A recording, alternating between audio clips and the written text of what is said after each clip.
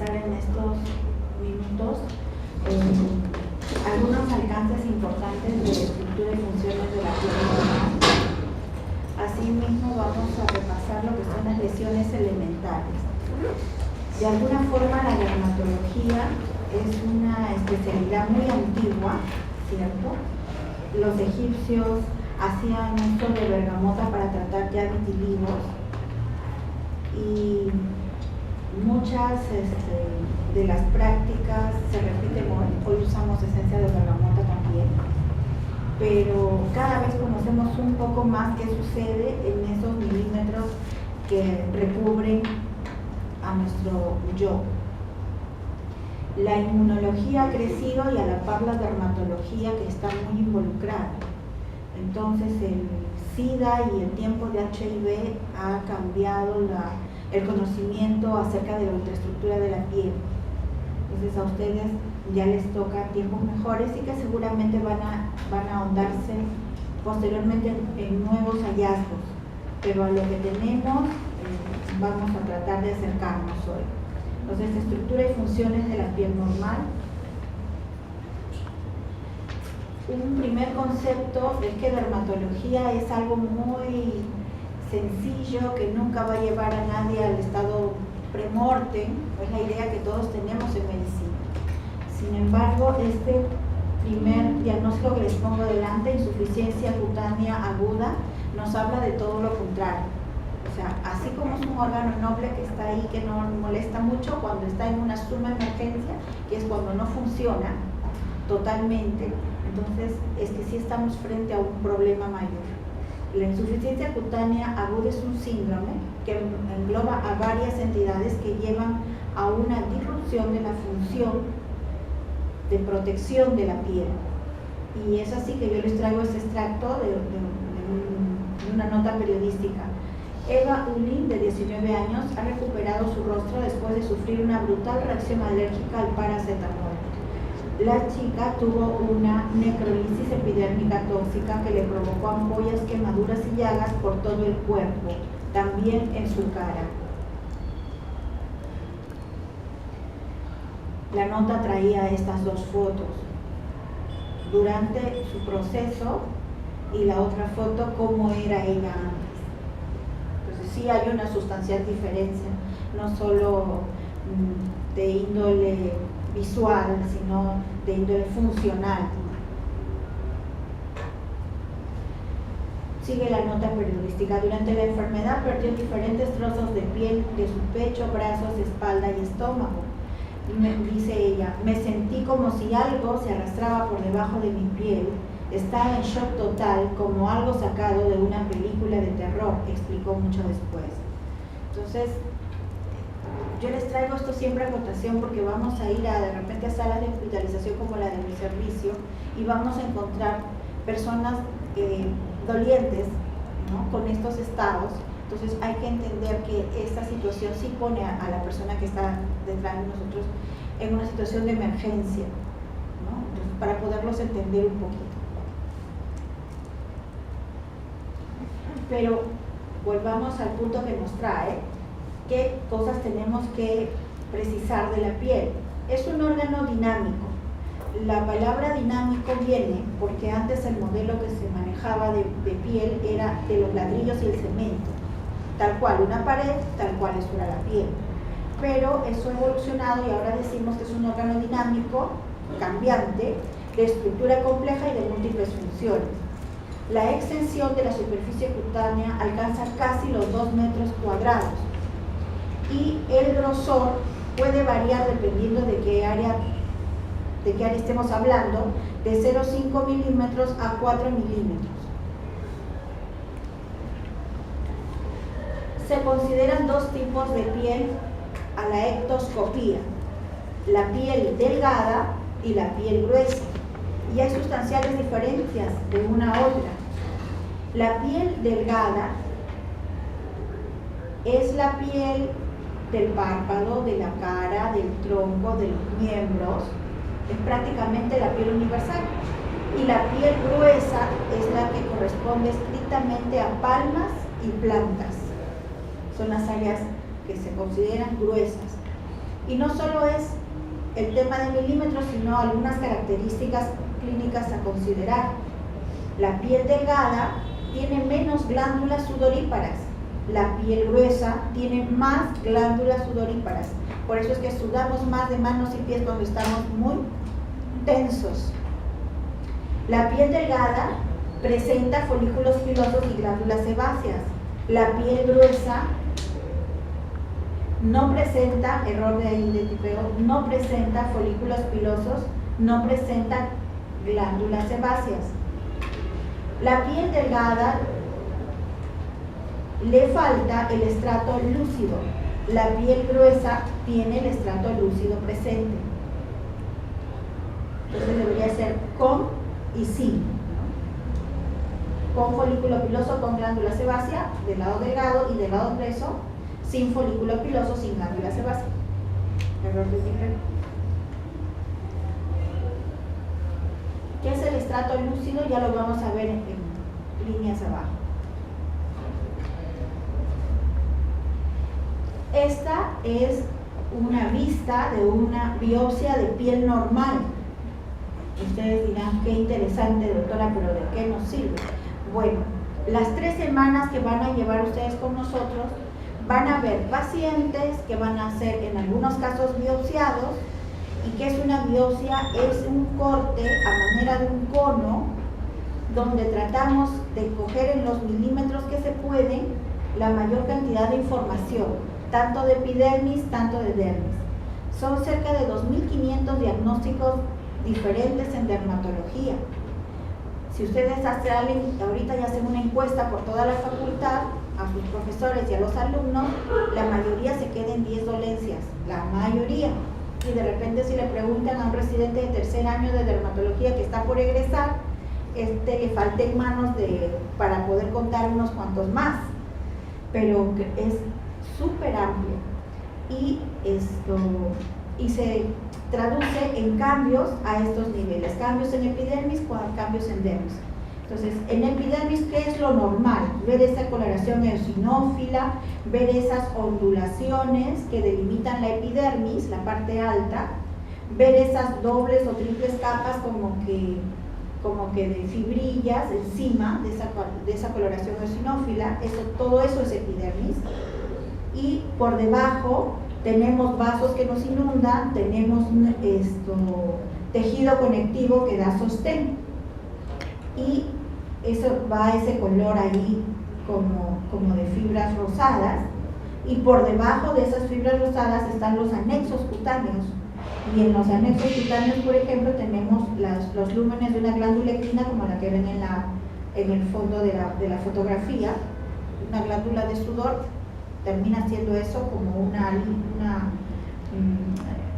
vamos a decir, como múltiples cortes que se le hace a un estómago, a un intestino, por decir así, ¿no? Y luego hay un conducto que termina en epidermis. Entonces, y por ese punto de límite de anexo cutáneo que nos marca, que debajo de eso va a venir tejido celular subcutáneo, grasa subcutánea. Cada color tiene una razón de ser. La parte epidérmica es eminentemente celular, por eso ese color intenso, ese tono intenso. Ahí está la actividad mitótica, ahí se desarrolla gran parte del dinamismo de la piel. La segunda, la capa donde vemos más que nada fibrilar y unos cuantos vasos, ahí ocurren los eventos inflamatorios generalmente. Algunas neoplasias cogen epidermis y dermis. Y por debajo de los anexos cutáneos tenemos el celular subcutáneo, que cuando se enferma, eso se llama paniculitis. Entonces, más o menos que los 2.500 diagnósticos diferentes tienen este mismo escenario. Y los dermatopatólogos son los patólogos expertos en piel, son los lectores que casi brujos, que van a ver esas biopsias y nos van a dar diagnósticos claros. Bueno, lo que les he dicho, esquematizado: epidermis, dermis e hipodermis. Epidermis celular, dermis más que nada fibrilar, los anexos cutáneos que van a delimitar que empiece abajo hipodermis. ¿Qué es lo celular de la epidermis? Fundamentalmente el protagonista es el queratinocito. 90% de epidermis, que les digo que es celular, esas células, 90% corresponden a queratinocitos, cuya función última es producir queratina. 5% corresponden a melanocitos, cuya función es producir melanina, que es el que da nuestro color. Si no tuviéramos melanina, seríamos todos albinos. Albinos, o sea, gente blanca que no tiene ni color, ¿no? De 3 a 5% hay células de Langerhans, que son las células presentadoras de antígenos, lo que quiere decir que a este nivel de epidermis hay una gran acción inmunológica. Y de 0.1, menos del 0.1% es el porcentaje que corresponde a células de Merkel, que son verdaderos sensores, vestigios del sistema nervioso central en la piel. Las capas de la epidermis, si estamos hablando de piel delgada, vamos a tener 4 capas, y si estamos hablando de piel gruesa, vamos a tener 5 capas. ¿Cuál es la que diferencia uno de otro estado? El estrato lúcido. ¿A qué creen que corresponde esta fotografía? ¿A piel delgada o a piel gruesa? Gruesa. A ver, despertemos del examen. Justo la flecha que falta es la del estrato lúcido. Que si esto fuera palma, que si esto fuera planta, tendríamos un estrato lúcido que estaría más o menos el estrato lúcido más o menos estaría a este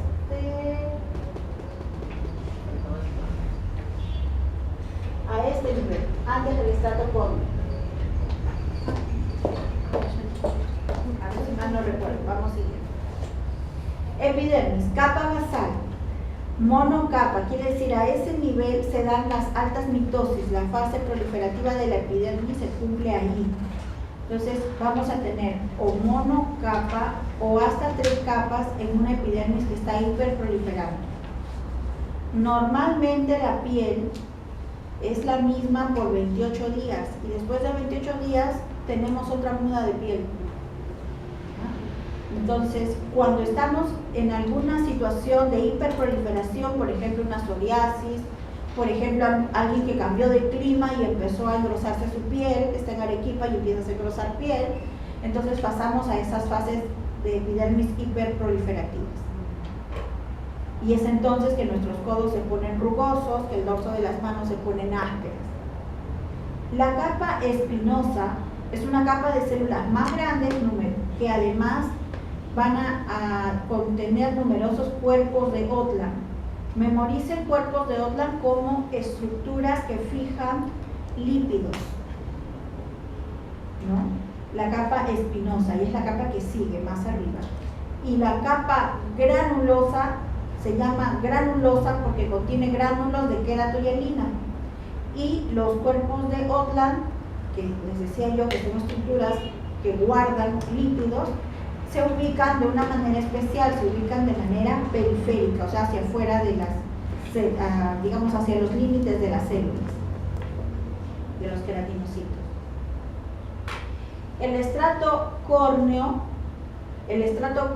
se refiere a la última capa de la epidermis, donde los queratinocitos ya han madurado tanto que han perdido el núcleo, se han quedado sin organelas, sin lisosomas, sin aparato de Golgi, sin todas esas estructuras, y se han convertido en queratina 70% y lípidos 20%, y en un envoltorio de estructura proteica rígida. Eso es el corneocito diferenciado. Y Este corneocito se encuentra dispuesto apilado en columnas de 10 a 30 células. Imaginémonos un parquet. Ustedes han conocido lo que es el parquet, ¿no? Es un piso de madera que es de muchos trocitos, muchos cuadraditos. Pero la estructura no estaría completa, por más rígida que fuera, si no tuviera lípidos. Porque, ¿qué pasaría con nuestra piel si solo fuéramos queratina dura, rígida, implantada? Al mínimo golpe, eso se quebraría como un espejo. Entonces, ¿qué le da soltura, moldura a esta proteína dura? Es los lípidos. ¿Y qué lípidos componen nuestro estrato córneo? ¿Qué lípidos están ahí presentes en ese 20%? El colesterol, las ceramidas, los ésteres de colesterol, los ácidos grasos. De aquí recuerden que el componente lipídico más destacado, ¿cuál es? Ceramidas. Y habrán escuchado de muchas cremas que dicen rico en ceramidas, para decirnos, nos parecemos mucho a los lípidos del estrato córneo, ¿no? Solo que eso suena muy poco comercial, ¿ok? Pero para nosotros, acuérdense, rico en ceramidas. Bueno, y también es importante repasar los tipos de uniones intercelulares, porque no solo es cómo es ese envoltorio proteico, sino también cómo se relaciona célula con célula. La clase empezaba cuando yo les decía que esto es un tema, un órgano dinámico. ¿Por qué es dinámico? Porque de una célula a otra ha madurado, cada célula es un envoltorio rígido de queratina, pero cumplen funciones intercelulares, hay comunicación intercelular. Y esa comunicación intercelular se da de tres maneras diferentes: a través de las uniones celulares estrechas, a través de las uniones celulares comunicantes y a través de las uniones de anclaje. Más especificado está en este esquema. Las uniones estrechas podemos decir que son las fronteras físicas y geográficas, por decirlo así. El límite de una célula con otra, pared con pared, unión estrecha. En cambio, la unión comunicante, vean ustedes que es una porción dentada. Hay orificios por donde va a haber intercambio de proteínas de bajo peso molecular, líquidos, aniones, cationes, todo eso, calcio, todo eso va a pasar por aquí. Y va a haber otra porción que van a ser las estructuras de anclaje, cuyo objetivo es juntar determinadas proteínas para dar dureza a la unión célula con célula. Entonces, hacia el lado izquierdo vemos la microscopía electrónica de estas uniones y hacia el lado derecho lo vemos en esquema. ¿Han oído ustedes hablar del pénfigo? Bueno, el pénfigo corresponde a enfermedad autoinmune y se origina de que el cuerpo genera anticuerpos contra varios elementos del desmosoma. Entonces, al haber sustancias contra estos órganos, contra estas estructuras proteicas blanco, lo que vamos a tener es células que dejan de tener cohesión una con otra y por tanto formación de ampollas. Eso es el pénfigo, por ejemplo.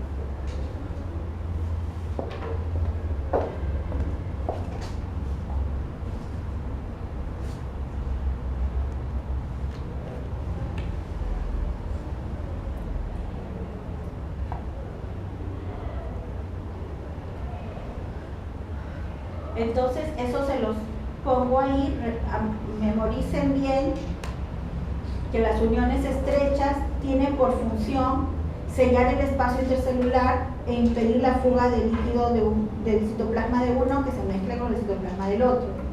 Las uniones comunicantes van a ser las conectoras de células entre sí, van a tener conexiones directas entre los citoplasmas, eso se llama uniones gap, por donde va a haber el pasaje de sustancias. Y las uniones celulares de anclaje corresponden a las estructuras desmosómicas, ¿no? Y ahí la función es mantener fijadas las membranas de las células mediante estructuras proteicas.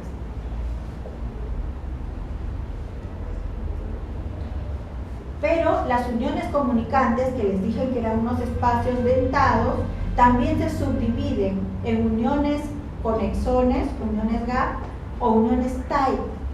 Las uniones gap son grupos de canales intercelulares que permiten el pasaje de metabolitos de bajo peso molecular, ejemplo menos de 1000 Daltons, y de iones entre células vecinas, porque hay un concepto de polaridad en la piel.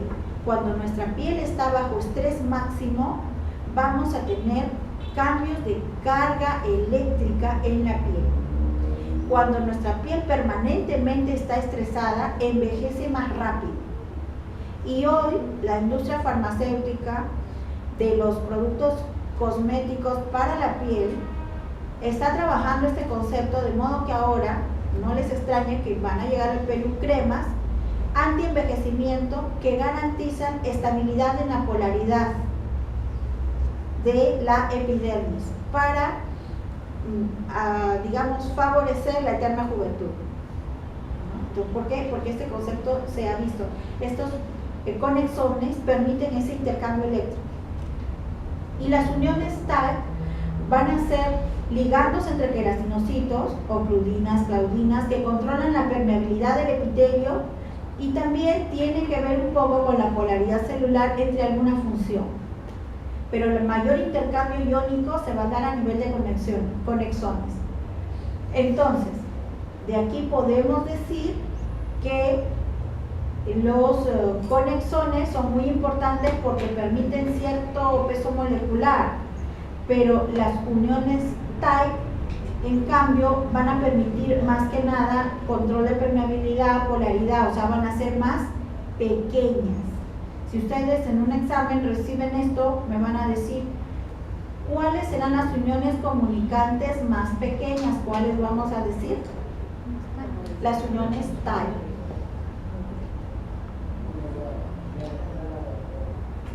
El cerrado, el abierto del conexón. ¿Cuándo pasa? ¿Cuándo no pasa?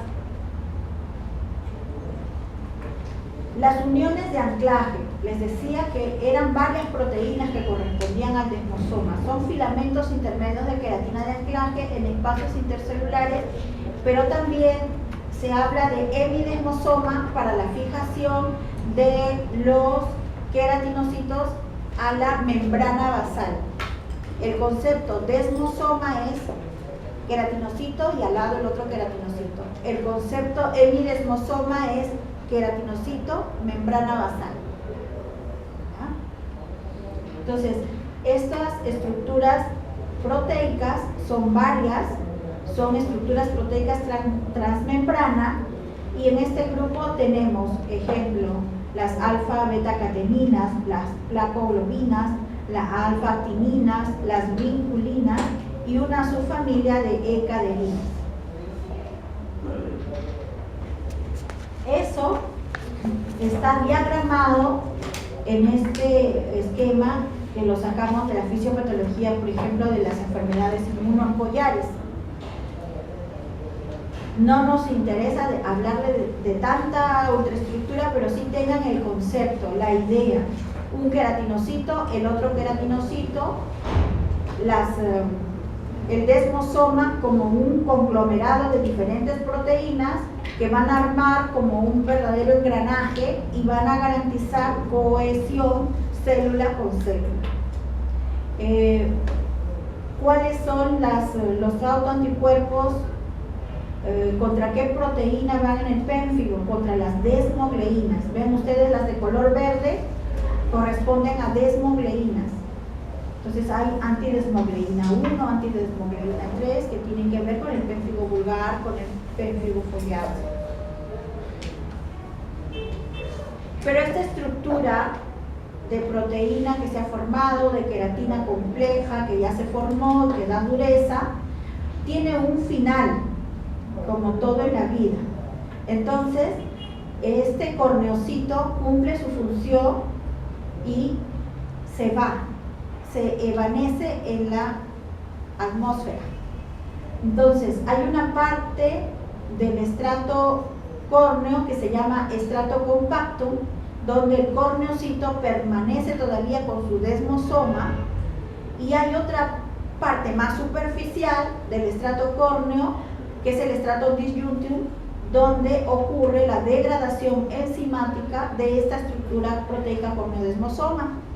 Y es así que por acción de la sulfatasa esteroidea o esteroideo-sulfatasa, como le quieran decir, ocurre una degradación, una lisis del cemento intercorneocitario, y nuestros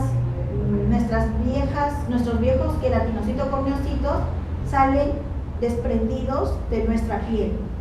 Entonces, nosotros no somos los mismos cada 4 semanas. La última capa de nosotros es otra.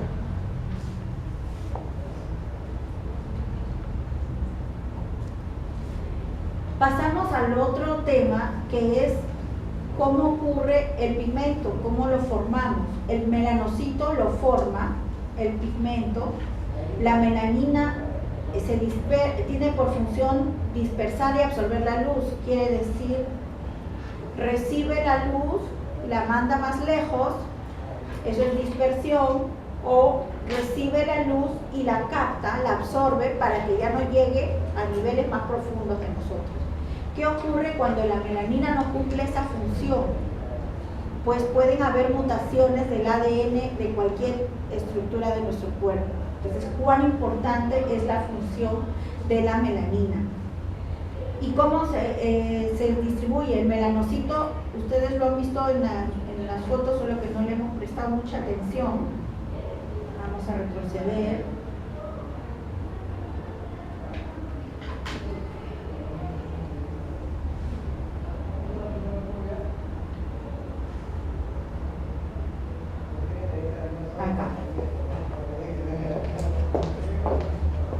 En la capa basal van a ver alguna estructura así como esta en blanco, alguna estructura así como esta en blanco, un blanco excéntrico más un núcleo.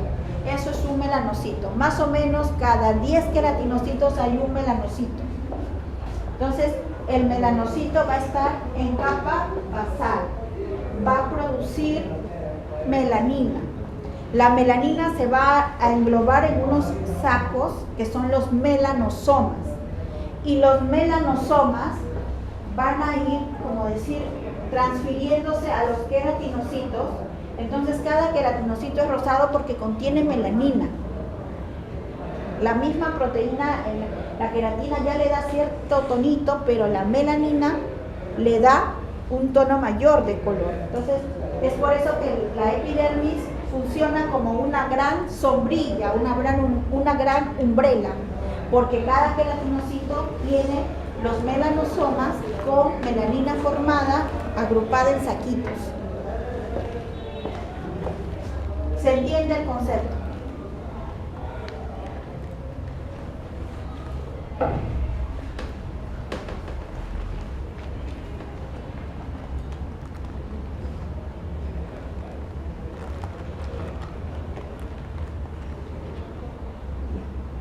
Entonces, la melanina dispersa y absorbe la radiación.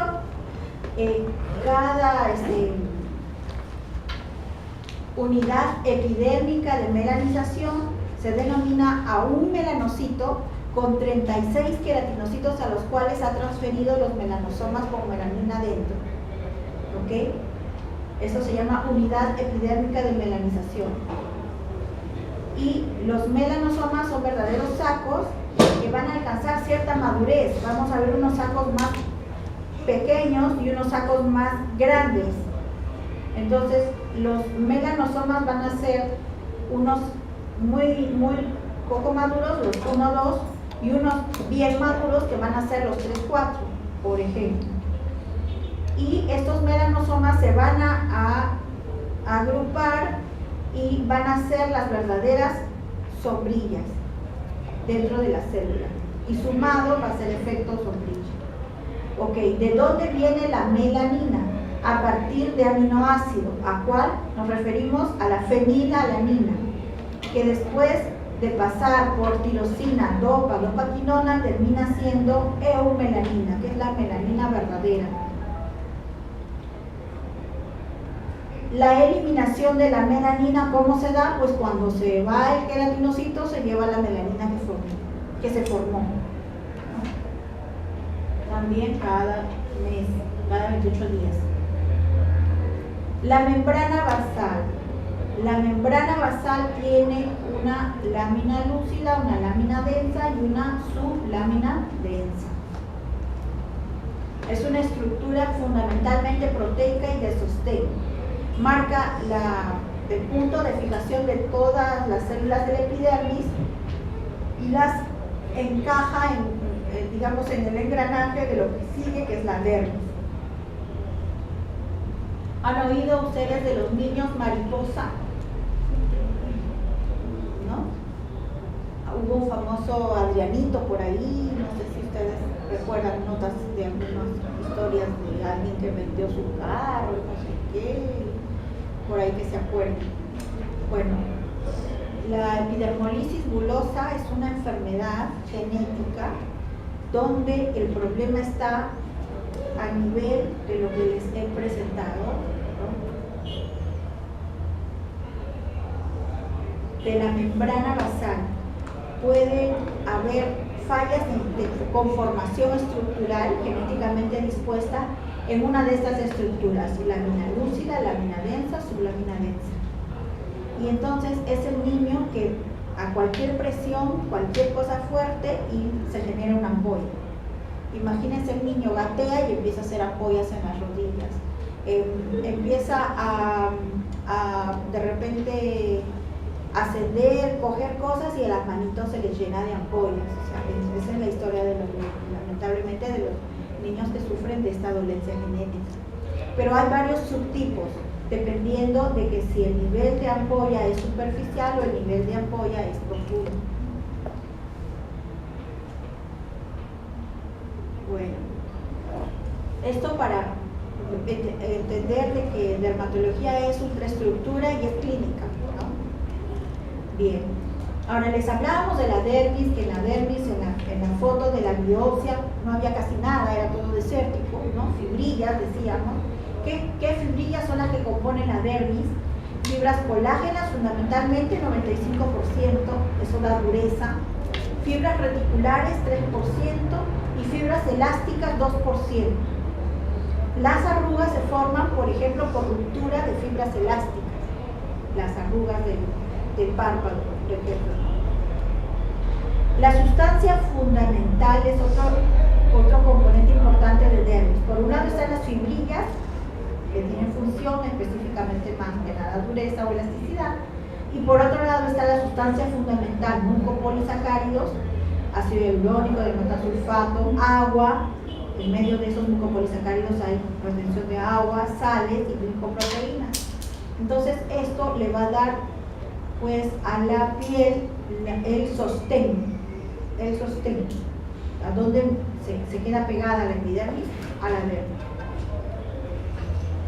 Entonces, epidermis, eminentemente celular, dermis, eminentemente fibrilar y sustancia fundamental. Hipodermis, ¿qué será? Grasa. Lo que menos se conoce de la piel es la hipodermis.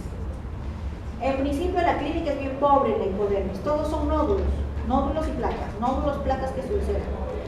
Se conocen de los 2.500, casi solo 100 corresponden a diagnósticos de hipodermis. Con eso ya se hacen una idea que la dermatología aquí es prácticamente prehistórica, no hemos avanzado mucho. Bueno, ¿qué estructuras lo componen?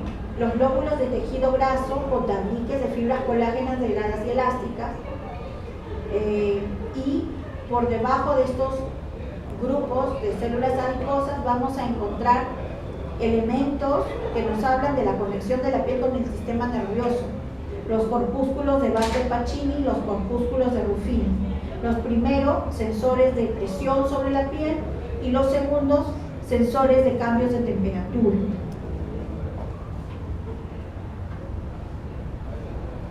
Hasta ahí ya podríamos decir la clase está dada. Solamente vamos a complementar repasando que gran parte de la estructura que hasta ahora hemos estudiado, los protagonistas son ectodérmicos. El queratinocito y el melanocito provienen del ectodermo. Y en cambio, los materiales de relleno, por decir así, son de origen mesodérmico. Los fibroblastos, las células vasculares, los adipocitos, las células presentadoras de antígeno o células de Langerhans son mesodérmicas. Entonces, embriológicamente podríamos decir que la piel es fundamentalmente ectodérmica y secundariamente mesodérmica. ¿No? ¿Estamos de acuerdo? Embriológicamente, la piel al inicio es una bicapa,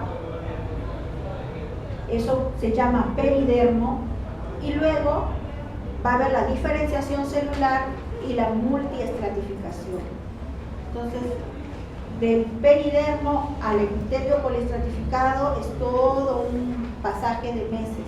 Eso es embriológicamente cómo se van dando los procesos. Peridermo, sexta semana de formación de huevo, ¿no? Capa germinativa más o menos cuarto mes, donde empieza a esbozarse la multiestratificación.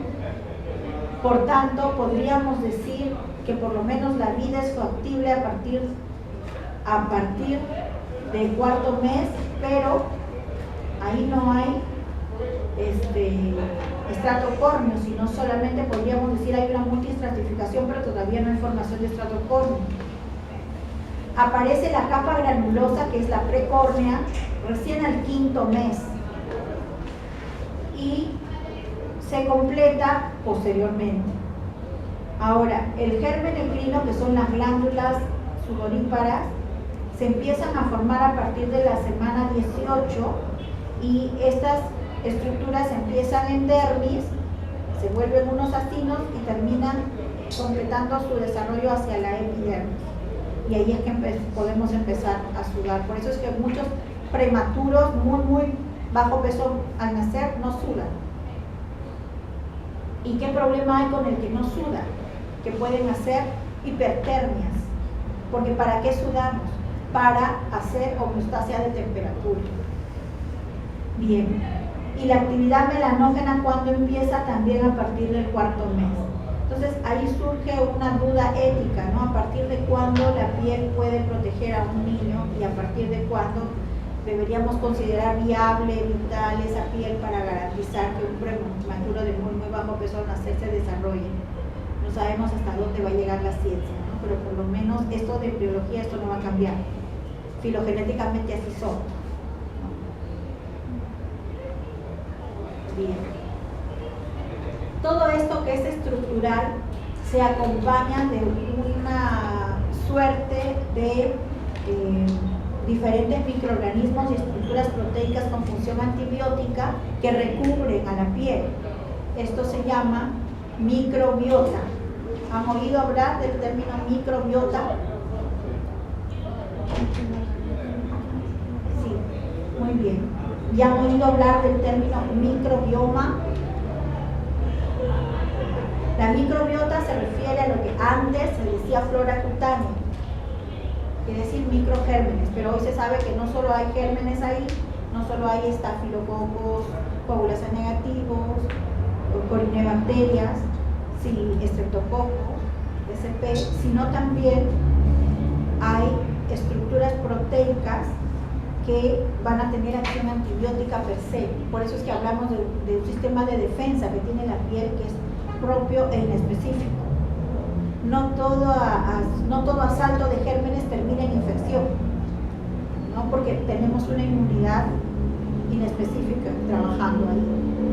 Bueno, recordar el concepto microbiota, que les digo que es los gérmenes presentes y las estructuras proteicas con acción antibiótica que están ahí, y el término microbioma, que abarca esos gérmenes más su estructura de ADN de los gérmenes, más su información genética de los gérmenes. Ese concepto se llama microbioma. Entonces, Entonces, hoy por hoy no puedo pasar al siguiente paso si no les digo, tenemos todo lo ya presentado, más ese ecosistema que hay por encima de la piel. Bien. Vamos a las funciones. Volvemos a esta historia. ¿Qué pasó aquí? Se eliminaron todas las funciones de la piel y la primera cosa que ven ahí que es una sobrepoblación de gérmenes sobre esa fascia. Entonces, cuando no hay la barrera de protección, los gérmenes ingresan. Entonces, la primera función de la piel y más importante es la función de barrera. Mantiene medio interno, protege el organismo de agresiones. La segunda función importante es la termorregulación, conservar o liberar calor. La tercera es la protección del ADN nuclear a través de la barrera melánica y la barrera queratinocítica. La cuarta es la función de percepción a través de las terminaciones nerviosas y puntos que ya hemos conversado, con músculos de Ruffini y Bader-Mancini. Además, la piel sintetiza vitamina D. ¿Cómo así? A través de este juego enzimático del 7-dihidrocolesterol, provitamina D3, vitamina D3, se llega a la vitamina D activa, el 1,25-dihidrocalciferol. Pero para que se complete el círculo de síntesis de vitamina D es necesario tener sol, tener exposición solar. Y ese concepto que está muy de moda de incorporar oligoelementos a los diferentes tratamientos de enfermedades crónicas también ha entrado a tallar en dermatología. Y se ha visto que, por ejemplo, muchas de las enfermedades inflamatorias, cuando ocurren, por ejemplo, en Europa, hacia las zonas más frías, Reino Unido, Suecia, Dinamarca, las respuestas a los mismos tratamientos son menores que cuando estas enfermedades inflamatorias, dermatitis atópica, psoriasis, ocurren en zonas más cálidas. Entonces, eso ha motivado un estudio y varios, pero sobre todo la Escuela Dermatológica Hindú, que propone que para los países fríos hay que dar, junto con los tratamientos dermatológicos ya programados, suplementos de vitamina A y D para que se supla que al no haber suficiente exposición al sol, entonces no se activa tanta vitamina A y vitamina D sobre todo, y entonces es necesario dar un poquito más de estos elementos para que la piel entre en equilibrio. Esos conceptos de vitamina A y D no solo están para piel, están para otras especialidades también. Igualmente el concepto de microbiota también lo maneja el gastroenterólogo ahora, el infectólogo ahora, ¿no? Entonces son cosas que también llegan a la piel. Ok, otra función importante es la de vigilancia inmunológica. Nosotros percibimos, nuestros sensores van a entrar en contacto con nosotros a través de la piel. Las células presentadoras de antígenos, llamadas células de Langerhans, son verdaderas procesadoras, licuadoras, picatodos de elementos que al ser preparados van a poder interactuar con los linfocitos y van a poderse generar y completar las respuestas inmunológicas. Entonces, de ahí la función de vigilancia inmunológica. Y el otro punto es que hay linfocitos que toda la vida se quedan solo en la piel, que tienen a la piel como órgano santuario. Y es por eso que hay linfomas cutáneos primarios, o sea, linfomas cuyas estirpes de células anómalas se desarrollaron en la piel, comenzaron en la piel y se quedan en la piel por muchos años, 20, 30 años, y después de ese tiempo recién llegan al ganglio, y en algún tiempo más llegan a la médula. O sea, es increíble, pero la piel tiene sus propios elementos. Asimismo, la piel tiene células madre a nivel de sobre todo de dermis. Entonces la piel se puede regenerar a partir de la misma piel. Son conceptos que se están introduciendo a la dermatología. Bueno, y es un órgano de expresión, expresamos vergüenza, ira, temor, ansiedad. Nuestra cara es el espejo de nuestra alma, ¿no? Muy bien. Hasta aquí los objetivos de funciones y estructura creo que están cumplidos, pero esto se los pongo en lesión elemental, es muy importante que sí lo manejen.